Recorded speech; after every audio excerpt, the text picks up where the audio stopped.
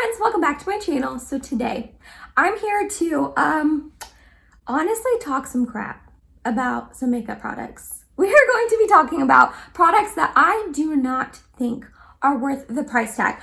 All of these are like higher end makeup that you could buy on the like prestige side of Ulta or Sephora. They're just like a little pricier makeup that I personally don't think is really worth the price tag that I paid for them. Before we get started, don't forget to upload every Tuesday, Thursday, and Sunday for you guys.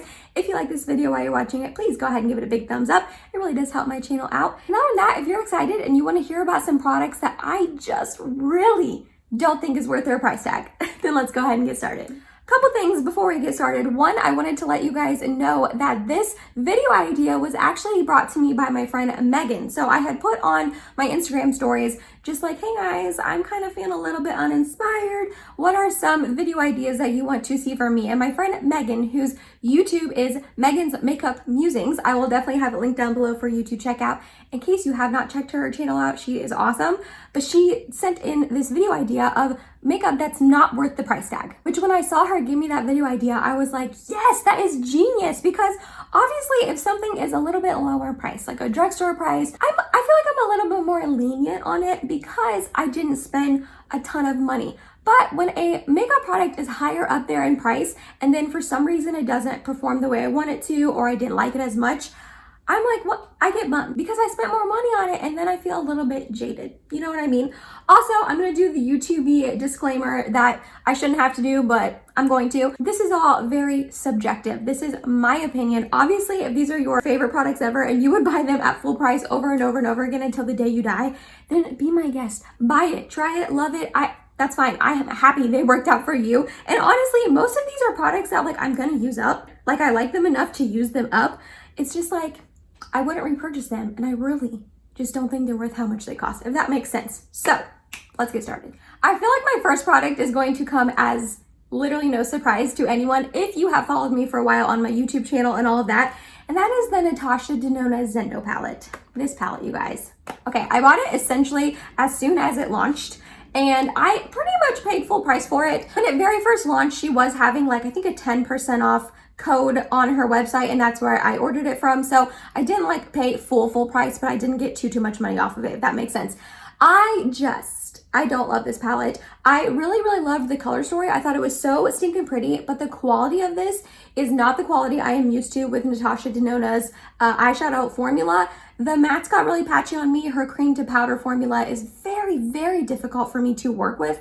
And then the shimmers are just not as intense, poppy and punchy as I'm honestly used to with Natasha Denona. This was $65. Again, I did not pay that. I think I ended up paying like $56 or something like that with the 10% off. But $60, essentially $65 for an eyeshadow palette, that really disappointed me. Like, I was so bummed. I was so bummed. I talked about this a few times, so you guys probably have heard me say all of these things, but I was really bummed, and I really just don't think it's worth that much money. You know what I mean? The second eyeshadow palette I have to talk about, and the only other eyeshadow palette in this little group of 10 products, is the Huda Beauty Khaki Haze palette. So this retails for $29. Again, I did not pay $29 for it. I bought it during a Sephora sale, so I got 20% off. You'll notice a theme. A lot of these products I did not pay full price for. I don't know. I mean, some of them I did, but some of them I did not, just because I like a bargain. I like a deal. You know what I mean? So even when I do buy expensive, you know, higher end makeup, I still try to get a deal on it. But anyways, this palette, it's beautiful. I love the color story of it. I think it's so stunning. These are like my type of tones, especially in like the fall winter time. And I was so excited to buy this palette. And I really genuinely love Huda's eyeshadow formula. I have a couple other palettes from her that I really do love. This one really disappointed me. Every time I've used it, which hasn't been too many times, I'm not gonna lie, I haven't used this like a bajillion times, but every time I have reached for it, I really have struggled with this, and my looks, I just have not enjoyed them. Like the couple of mattes get really patchy on me, and then even these three shimmers, like they just kind of all look the same on my eyes. I had a ton of fallout from them, and then I think even, I mean, I haven't used this for a while, but what I remember, I think even the shimmers almost kind of like dulled throughout the day and came off my eyes. This one you can barely see, this one you can barely see. And then honestly, these four mattes, they look pretty different in the pan, but on my eyes, they just kind of all looked the same. So I just am really bummed about this. I did not like it. I don't think it's worth the $29. However, her mini nude light palette in this same 9pan, I absolutely love it. I actually have like the Caramel Obsessions palette that came out a while ago, and that one's good quality too. So I have 3 of these 9pans, and 2 of the 3 I love. So this one I don't know, think maybe was a little bit of a dud. Speaking of eyeshadow, if you like this really bright, bold, poppy eyeshadow look that I've got going on my eyes today, it's very out of my comfort zone. Very, very out of my comfort zone. I did a palette bingo that will be up tomorrow if I keep my upload order the same as I am planning. It should be up tomorrow. I'm not going to tell you what palette I used because you're already seeing the look, so I want you to like still watch that video. But yeah, it got me out of my comfort zone, and I use a brand new palette that I have not used on my channel. I just got a few days ago. So definitely be on the lookout for that. It will be up, I think, tomorrow. The next product though that I want to talk about is a foundation that I have mentioned on my channel before, so I'm not going to talk about it too long. Everyone loves this foundation. Everyone raves about it, hypes it up, says it's the best foundation ever, and I just don't see it. And it is the Estee Lauder Double Wear Foundation. I don't know, man. I have the shade 1N0 Porcelain. This retails for $43. $43. That is so much money. And I don't know, I don't think I paid full price for this either. I think, again, I got it during the Sephora sale, or I had a gift card, one of the two. But $43 is very, very pricey for a foundation, especially since you can get amazing drugstore foundations for like $9, $10, $15. Also, $43 and it doesn't even have a pump. What? Are you serious? But that's not like the reason I don't like this foundation. I don't like it because it's very drying on me, and it says it's like very full coverage, and everyone says it's full coverage, that it will just blank out every imperfection on your face, and I don't get that experience when I use this foundation. Is it like on the full coverage side? For sure, but it doesn't completely blank out everything on me. I feel like I have to layer it up a few times, and then because of that, it gets a little cakey and it's a little bit drying on my skin, no matter really what primer I pair with it. So this I'm just a little bummed about. I don't know if I'll end up keeping this or if I'll declutter it to a friend, but $43, I don't think it's worth that much. The next product I want to talk about is the Kosas Air Brow Gel. I believe that is what this is called. It's just the clear one. I know they have colored ones, like tinted ones as well, but I just picked up the clear one. I'm not gonna lie, this product isn't like insanely priced. It's only $22, and again, I did not pay full price for it. I ended up getting it on sale on Be Glowing's website for 30% off. So I did not pay full price, and even if I did, 22 isn't like a huge price tag. However, I just don't think this brow gel is that great. I'm not gonna lie, I would pick a lot of other brow gels before I choose to repurchase this one. And I'm not going to repurchase this when it's gone. This packaging is adorable. It is very cute. It's holographic. It says Kosas on the side. It's see-through. It's adorable. That part I love.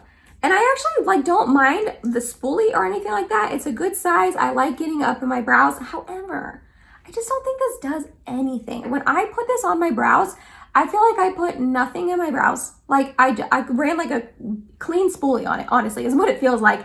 And then this really doesn't hold my brows in place like at all. Like they fall, they move. If I change and take my shirt off and rub my brows, they're going all over the place. This just doesn't hold my brows. So will I use this up? Probably. But would I ever repurchase it? And do I recommend you buying it for $22? No, definitely not. Okay, now I have a powder to talk about that I feel like I haven't done too good of a job like updating you guys on my thoughts on this powder, and it is a bougie expensive powder. I just don't think it's worth the price. And it is the Dior Face and Body Powder No Powder. This baby was $40. And actually, I think I paid $40 for it. I think I did. I think I bought this 2 months ago during my birthday month, and I just was like splurging, a treat yourself kind of moment. And I bought a couple things as like a birthday gift to myself, and I think this was in there. So I think I did spend the $40. I don't hate this powder. It is not the worst powder I've ever used. It's not like it's awful and I'm going to declutter and not use it up. I don't think it really does much. And it's $40, which is really expensive. You know what I mean? I use this more as a finishing powder. I can't really set my face with it. It's not oomphy enough. It doesn't set my face enough, which is fine. That's fine. There's powders out there that, you can't do that with. But this just like doesn't really do much. I mean, I like it, I guess. I don't mind using it as a finishing powder, like I said, and just sweeping it over my face. It gives a nice sheen to my face. It's not heavy. It's not cakey. any of the above.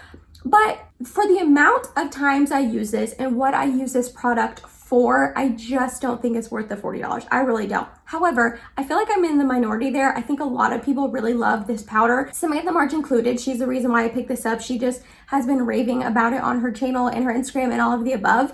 And like I said, I mean, I like it. I'm going to use it up, but I'm not planning right now on repurchasing it. And the fact that I spent $40 on this kind of hurts my soul a little bit. I'm not going to lie. So if my mind changes and I end up loving this, I will keep you updated. But right now, I would have liked to spend that $40 on like other things, you know? Okay, this next product, I actually ended up getting a BoxyCharm a while ago. So I technically didn't spend like full price for it because I bought the box that it came in. So I didn't like spend the full price, but it is the Glow Recipe Watermelon Glow Ultra Fine Mist. This retails for $28 on its own. This mist is so incredibly scented. Honestly, it feels like, it smells like when I sprayed this on my face, like I took like 15 watermelon Jolly Ranchers, put them on the stove, then melted them down, put them in a spray bottle, and that's what I'm spraying on my face. Melted down watermelon Jolly Ranchers, which I love. I love watermelon Jolly Ranchers. I do, I'm not gonna lie. And it smells good. It's just a little bit too strong. It's a little bit too strong. And honestly, it makes my face a little bit too dewy. I have to be very careful when I use this, very specific about what foundation, what powder, what makeup look I use this with, because it gets a little dewy, a little too dewy. I like dew, but I don't like this much dew. And then also the scent is just wild. Like, it is so scented. It is insane. If I spray this and then talk right after and it gets in my throat and my chest and my mouth and all of the above, I physically cough. I can't help it. And yeah, so I mean, it smells good and it's like, okay, I guess, but I'm gonna use this up, but I definitely will not repurchase it, especially for the $28 price tag. No way. Alrighty, next up we have the Natasha Denona Puff Paint Liquid Blush Serum. I went ahead and picked up the shade Tan. This retailed for how much? $22. Okay, again, not like the most expensive price tag, especially for Natasha Denona. I was expecting, when I saw these launch on Trendmood a while ago, these to be like $30, $35. So for $22, it's not that bad. However, I just don't love this. I don't know. First of all, the shade is a little bit peachier on me than I was expecting it to be, which honestly was probably my fault, because when I look up this shade on Sephora's website, it does say like a tan peachy nude. So I probably should have known it was going to be peachy on me, but I don't know, man. I just don't love it. It's a pretty shade. It really is. Even though it is peachier than I expected. I want it to be a little bit more tan and nude, but it's a pretty shade on my fair skin. It does blend out nicely. It does wear nicely. It doesn't fade off or anything like that. I do have to build it up a little bit. It is a little hard to see at first. I have to put on like 2 or 3 layers, but I don't know. There's just so many other like liquid and cream blushes that I like so much more than this one, that perform better, that I like the shades better and all of that. So like, will I use this? Yeah, like I'm not going to return it, but $22 down the drain for this thing, I'm just a little bummed, you know? Okay, my next product, I feel a little cheaty putting it in here because I actually did not spend money on this. I got this sent to me in PR through Octoly. However, I kind of wanted to give you an update because I have raved about this brow pencil in the past and said that I loved it and said that I was going to repurchase it when this was gone. So I was going to spend my money on this, and I'm still not entirely convinced that I'm not going to purchase it, but I just kind of wanted to give you guys an update. And it is the Charlotte Tilbury Brow Cheat. So like I said, this was sent to me in PR through Octoly, and this is in the shade Natural Brown. I loved this brow pencil. I was using it all of the time. I loved it. I loved how it looked in my brows, and this retails for $25. So pretty on par, honestly, with other brow pencils, Benefit, ABH, all of the above. This broke on me though. It broke, and I'm so bummed. If I take this off and I like twist it up, it fell out. It literally fell out. Let's see if it'll do it. When I like try to twist it back in, did you see that? It like pops out. It doesn't even like twist back down to where I could even, now it's crumbling. Cool, now it's literally crumbling in my hand. Okay, well, that's fun. So yeah, this broke on me, and I'm really bummed because for $25 and for it being Charlotte Tilbury, this should not have broken on me. I didn't travel with it. I didn't drop it. I didn't do anything for the brow pencil to fall out of this and break. And then when I try to twist it down, it pops up. And then now it's literally sitting on my table right now in 4 pieces. The brow pencil is. So I'm just really bummed. I really was loving this. I love the shade. I love the formula. I thought it wore well on my brows and looked, you know, good in them and all that. And I could just buy the refillable. Like, that's the whole point of this. It's refillable. It twists out, and I could just repurchase this and keep this and all that. But I'm like, do I do that? Do I spend the, I don't know, $15 on the refillable when the first one broke? And like, there was a lot of pencil left. Like, I don't know if you can see. Yeah, you can see here in my hand. That's a lot of pencil. Like, this would have lasted me months. Then now I can't use it because it's just a broken mess. So I did not spend my money on it, but I'm really, really glad that I didn't. My second to last product I have to talk about is one that, like, I don't know. I almost thought about not including it in this video because I honestly really like this primer. I do, but there's just something about it. So it's the Urban Decay All Nighter Face Primer. This retails for $36. I did not spend that. I got it half price during the Ulta 21 Days of Beauty a couple months back, so I did not spend full price on it. And I want to say, I do like this primer. I've raved about it in the past, and I do agree with the claims. I think it's hydrating. I think it's nice. It blends in. It does, like, I feel like keep my makeup on nicely. It's supposed to be a long wear foundation grip, preps, smooth, and perfects. I agree with all that. I just have to be so careful with this foundation because it pills on me very badly. If you do not know what pilling is, it's when you're rubbing something into your face and it starts to, like, ball up and, like, get little tiny, like, specks and balls all over your face. And it's just not fun. It's not fun. It's hard to get off. It's hard to fix. And this I have to be so careful with because it does that. And I haven't even, like, fully pinpointed, like, why it does that or anything. I really don't switch up my sunscreens very often, which is the last product I go in with before primer. But it's just with certain foundations, this pills and doesn't look good. And it's just like, for $36, I want this to be fuss-free and just be able to use it with any sunscreen, any foundation, and not have to worry about it pilling up on me. And I do.